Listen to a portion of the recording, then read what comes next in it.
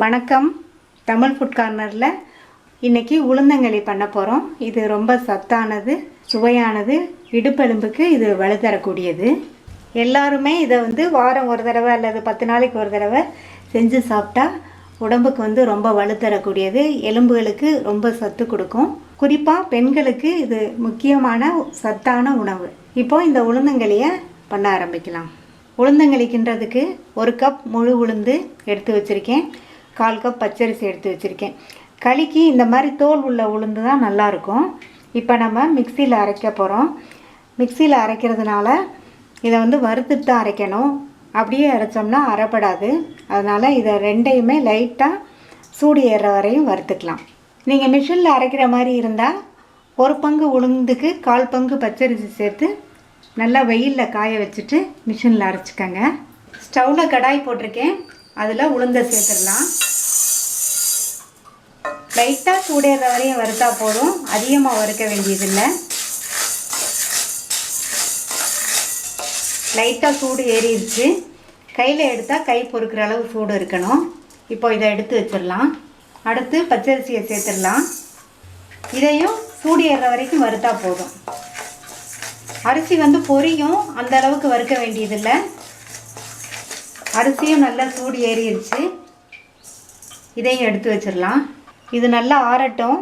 ஆறினதுக்கப்புறம் மிக்சியில் அரைச்சிக்கலாம். ஆறிடுச்சு. இதை மிக்சி ஜாரில் சேர்த்துடலாம். சேர்த்து நல்லா நைஸாக அரைச்சிட்டு அதை சலித்து எடுத்துகிட்டு வந்துடலாம். சலிச்சாச்சு. மிக்சியில் அரைச்சதுனால நம்ம சலிச்சிருக்கோம். மாவு மிஷினில் அரைச்ச மாதிரியே நல்லா நைஸ் மாவு நமக்கு கிடச்சிருக்கு. 1 கப் உளுந்து எடுத்து வறுத்து பவுடர் பண்ணி வச்சுருக்கோம். அதுக்கு 3/4 கப் அளவுக்கு பொடித்த கருப்பட்டி. இந்த கருப்பட்டியை பனை வெல்லம்னு சொல்லுவாங்க. கருப்பட்டி தான் களிக்கு சேர்க்கணும். இதில் 1/2 கப் தண்ணி சேர்த்துடலாம். நீங்கள் இந்த களிக்கு வெல்லமோ நாட்டு சர்க்கரையோ எதுவும் சேர்க்காதீங்க, கருப்பட்டி தான் சேர்த்துக்கங்க. நல்லா கரைஞ்சி வந்ததுக்கப்புறம் வடிகட்டிக்கலாம். பாகெல்லாம் ஆக்கிட வேண்டாம். கருப்பட்டி நல்லா கரைஞ்சிருச்சு. இதை நம்ம வடிகட்டி எடுத்துக்கலாம். இதை டைரெக்டாக நம்ம அப்படியே மாவை போட்டும் கிண்டலாம். இதில் கல் மண் இருக்கிறதுனால நம்ம வடிகட்டிக்கணும். கருப்பட்டி கரைசலை வடிகட்டியாச்சு. சளிச்ச மாவை இந்த பாத்திரத்தில் சேர்த்துருக்கேன். அது கூட 1 கப் அளவுக்கு தண்ணி சேர்த்து இதை நான் கட்டி இல்லாமல் கரைச்சிக்கணும். கட்டி இல்லாமல் கரைச்சிடலாம். இன்னும் கொஞ்சம் கூட தண்ணி சேர்த்துக்கலாம். இன்னும் ஒரு 1/2 கப் போல் சேர்த்துருக்கேன்.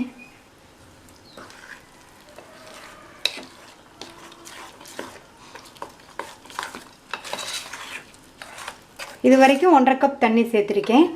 இன்னொரு 1/2 கப் தண்ணி சேர்த்துடலாம். சேர்த்துட்டு மறுபடியும் நல்லா கட்டி இல்லாமல் கரைச்சிக்கணும். கட்டி இல்லாமல் கரைச்சாச்சு. இனி களியை கிண்டிடலாம். இந்த மாதிரி கட்டி இல்லாமல் கரைக்கிறது தான் ரொம்ப முக்கியம். களி கிண்டுறதுக்கு ஒரு அடிக்கணமான பாத்திரம் எடுத்துக்கங்க. அதில் வடிகட்டி வச்ச கருப்பட்டி கரைசலை சேர்த்துடலாம். அது கூட கரைச்சி வச்ச இந்த உளுந்த மாவை சேர்த்துடலாம். கருப்பட்டி கரைசலையும் உளுந்த மாவையும் சேர்த்தாச்சு. இதை நல்லா கலந்து விட்டுறலாம். கலந்து விட்டுட்டு ஸ்டவ் ஆன் பண்ணிடலாம். இதை மிதமான தீயில வச்சு கைவிடாமல் கிண்டிகிட்டே இருக்கணும். கருப்பட்டி கரைசலில் மாவு அப்படியே போட்டு கிண்டலாம். அந்த மாதிரி கிண்டினோம்னா கட்டி வர்றதுக்கு வாய்ப்பு இருக்குது.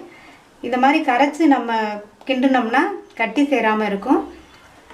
இதை கைவிடாமல் கிண்டிகிட்டு இருக்கணும். அப்போ தான் கட்டியும் வராமல் இருக்கும், அடியில் பாத்திரத்தில் பிடிக்காமையும் இருக்கும். இந்த உளுந்தில் ரொம்ப சத்து இருக்குது.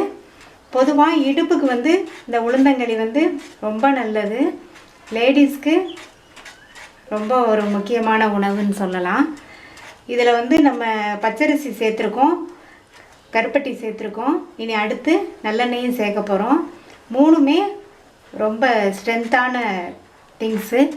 இந்த 3மே சேரும்போது இந்த களியுமே நல்ல வாசனையாக இருக்கும். ஆரம்பத்தில் இருந்ததோட இப்போ நல்லா வத்திருச்சு பாருங்கள். இந்த ஸ்டேஜில் இருந்து நம்ம கொஞ்சம் கொஞ்சமாக எண்ணெய் சேர்த்து கிண்டணும். 1 ஸ்பூன் அளவுக்கு நல்லெண்ணெய் சேர்த்துருக்கேன்.